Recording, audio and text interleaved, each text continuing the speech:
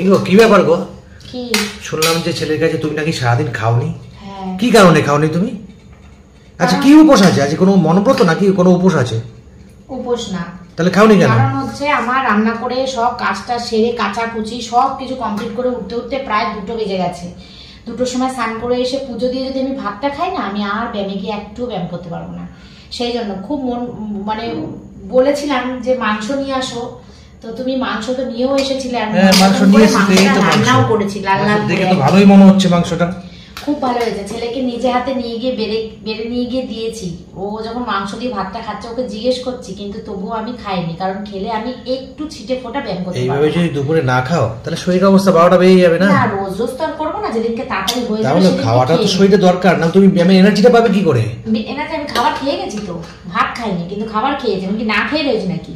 তো চিকেনটা বললে কালকে আনার জন্য নিয়ে আসলাম, সেটা খেলে না? এখন খাবো, ভালো লাগে এগুলো? এখন খাবো। আর এখন ছেলের পাতের মধ্যে যে ভাতটা আলুটা ঝোলটা এটা দেখছো, এটাও এখন ভিডিও করেছিল, সেই জন্য এরকম রয়েছে।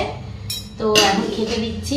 ও ভিডিও করছে? হ্যাঁ, ও দেখি বাবা শান্তু ভিডিও করছে। ব্লগ শান্তু। ও ব্লগ শান্তু, ওর চ্যানেল ব্লগ শান্তু। হ্যাঁ, ব্লগ শান্তুতে ভিজিট করো। কমেডি ব্লগ দিচ্ছে তোমাদের, কমেডি ভিডিও দিচ্ছে, তোমাদের ভালো লাগবে।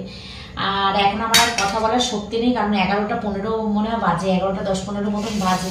তা হবে। একটু পেঁয়াজ নিয়েছি আমি। এটা হচ্ছে ট্যাংরা মাছ, এই যে মায়ের জন্য করেছিলাম, যে মা তো মাংস খায় না, তা মায়ের জন্য তুমি একটু খাবে ট্যাংরা মাছ? হ্যাঁ, একটু দেবে, কেন খাবো না, নিশ্চয়ই খাবো। একটু ট্যাংরা মাছ দাও হালকা করে।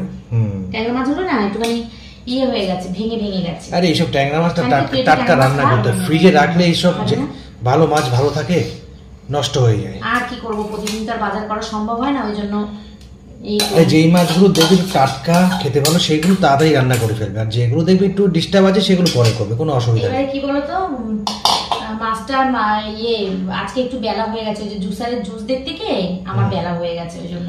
ডালটা কি টক ডাল করেছে? তো এই টক ডাল আমার কি প্রিয়, টক ডালটা প্রিয়। বাবা টক ডাল খাবি তো? এই টক ডাল খাবো, আমার ছেলেও খাবে। ওকে একটু মাংস দাও। কালকে আমরা রাত্রি 2টোর সময় ঘুমিয়েছি, তাই তো? আরে এইভাবে রাতে ঘুমালে না অসুবিধা হয়ে যাচ্ছে আমাদের, তাই তো শান্তু? কেন রে বাবা এত দেরি হচ্ছে কেন? ঘুমিয়েছিস রাতে 2টোর সময়, বল দেখি একটু।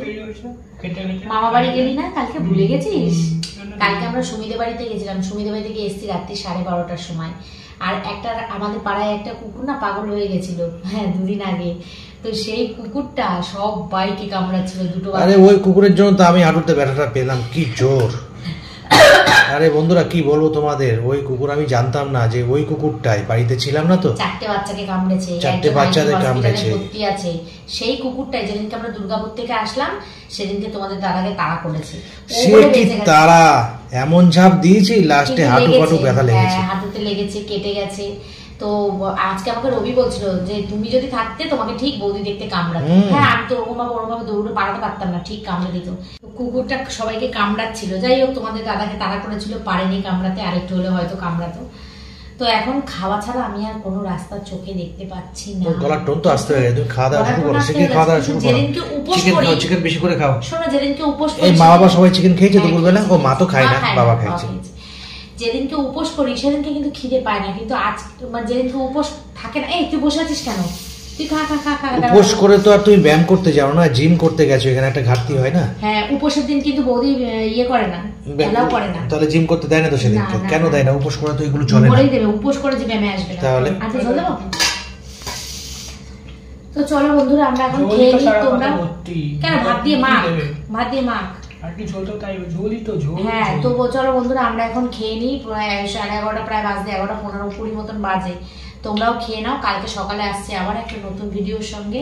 ততক্ষণ পর্যন্ত তোমরা সবাই ভালো থেকো, সুস্থ থেকো, টাটা। আর আজকেও আমাদের সুমিদের বাড়ি যাওয়ার কথা ছিল।